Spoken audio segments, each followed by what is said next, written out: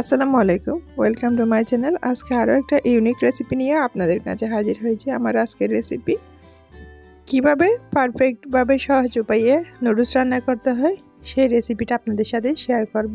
আমরা সবাই নুডলস রান্না করি, বাট কিভাবে মজা হবে সেটা তো আমরা বুঝতে পারি না। অনেকে রান্না করলে মজা হয়, আবার অনেকে রান্না করলে মজা হয় না। তো সেজন্য সবার উদ্দেশ্যে আমি আজকের রেসিপিটা শেয়ার করতেছি।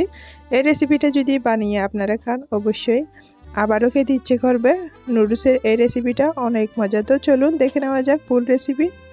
তো প্রথমে আমি একটা ফ্রাই প্যানের মধ্যে পরিমাণ এখানে আমি 2 টেবিল স্পুন তেল দিয়েছি এবং 1 কাপ পেঁয়াজ কুচি দিয়ে দিচ্ছি, এবং এর সাথে আমি অ্যাড করে দিচ্ছি 1/3 কাপ গাজর।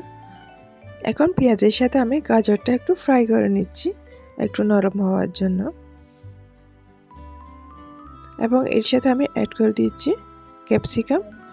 আপনারা চাইলে এটা স্কিপ করতে পারেন। ক্যাপসিকাম আমার ভালো লাগে, সেজন্য আমি ক্যাপসিকাম দিয়েছি। ক্যাপসিকাম দেওয়ার পরে আমি আরও একটু ফ্রাই করে নিচ্ছি। এখন এর মধ্যে আমি অ্যাড করে দিচ্ছি টমেটো। এখানে আমি অর্ধেক টমেটো দিয়েছি। একটা টমেটো দিলে এটা অনেক বেশি হয়ে যাবে, সেজন্য অর্ধেক দিয়েছি। এখন সব কিছু আমি একটু ফ্রাই করে নিচ্ছি। এখানে আমি কাঁচামরিচ অ্যাড করে নিই, কারণ কাঁচামরিচ আমি আর একটু পরে অ্যাড করব। এখন এর মধ্যে আমি 2টা কাঁচামরিচ দিয়ে দিচ্ছি ফালি করে। এখন এর মধ্যে আমি একটু টমেটো সস দিয়ে দিব। এখানে আমি tomato sauce 3 table spoon tomato sauce দিয়েছি। আপনারা চাইলে এটা স্কিপ করতে পারেন, আবার সয়া সসও টমেটো সসও অ্যাড করে দুইটাই দিতে পারেন। এখন এর সাথে অ্যাড করে দিব 1 প্যাকেট ম্যাগি মশলা। ম্যাগি মশলা দিয়ে আমি নেড়ে ছেড়ে দিব এবং একটু লবণও অ্যাড করে দিব। এখানে আমি হাফ টিস্পুন টালা জিরা পাউডার অ্যাড করেছি এবং হাফ টিস্পুন ধনিয়া পাউডার অ্যাড করেছি। এখন সব কিছু উপকরণ আমি মিক্স করে নিয়ে একটু কুক করে নিচ্ছি। এখন মশলাটা কুক করা হয়ে গেছে। এখন এর মধ্যে আমি নুডলসটা দিয়ে দিচ্ছি। নুডলসটা দিয়ে আমি একটু পানি অ্যাড করে দিচ্ছি, কারণ মশলাটা একটু মাখা মাখা হয়েছে। এখন নুডলস দেওয়ার পর এটা পুড়ে যাবে, সেই জন্য পানি দিয়ে আমি নুডলসটা একটু করে নেড়ে দিচ্ছি। এখানে আমি 1 কাপ পানি ব্যবহার করেছি এবং আবারও 2টা ম্যাগি মশলা উপর দিক দিয়ে অ্যাড করে দিচ্ছি ছিটিয়ে। এখন ম্যাগি মশলা দিয়ে আমি নুডলসগুলো ভালো করে একটু নেড়ে ছেড়ে দিব, যাতে প্রপারলি কুক হয়, তেল মশলা সব কিছু নুডলসের মধ্যে ঢুকে।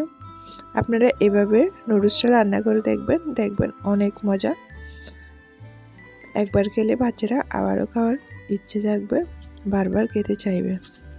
নুডলসটাকে দেখে আমি 10 মিনিট রান্না করেছি। 10 মিনিট পর নুডলসের কনসিস্টেন্সি দেখে বুঝতেছেন কতটা সুন্দর হয়েছে। এটা একদম সিদ্ধ হয়ে গেছে। এখন নুডলসটা প্রপারলি রান্না হয়ে গেছে। আমি এর মধ্যে উপর থেকে ধনিয়া পাতা ছিটিয়ে দিচ্ছি। ধনিয়া পাতা ছিটিয়ে দিয়ে আমি চুলা থেকে নামিয়ে ফেলবো। দেখলেন তো কত মজার নুডলস রান্না। আশা করি আমার আজকের রেসিপিটা আপনাদের অনেক ভালো লেগেছে। যদি ভালো লাগে অবশ্যই একটা লাইক দিবেন, ফ্রেন্ডস অ্যান্ড ফ্যামিলির সাথে শেয়ার করে দিবেন। নতুন দর্শক হয়ে থাকলে আমার চ্যানেলটা সাবস্ক্রাইব করে দিবেন, যাতে নতুন কোনো রেসিপি দেওয়ার সাথে সাথে আপনাদের কাছে পৌঁছে যায়। এখন আমি নুডলসটা চুলা থেকে নামিয়ে ফেলবো। চুলা থেকে নামিয়ে একটা ডিশে পরিবেশন করে আপনাদেরকে দেখাবো। তো চলুন, আমি যেভাবে নুডলসটা রান্না করেছি আপনারা অবশ্যই বাসায় এভাবে একবার হলেও রান্না করবেন।